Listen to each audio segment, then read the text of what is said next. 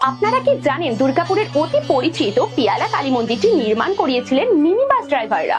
কথাটি শুনতে অবাক লাগলেও এটি হচ্ছে বাস্তব। দুর্গাপুরের যে সকল প্রসিদ্ধ কালী মন্দিরগুলি রয়েছে তার মধ্যে থেকে অন্যতম হলো পিয়ালা কালী মন্দির। তবে এই পিয়ালা কালী মন্দিরের নির্মাণের পেছনে রয়েছে এক কাহিনী। একটা সময় ছিল যখন হাইওয়ের ধারে হতো প্রচুর দুর্ঘটনা।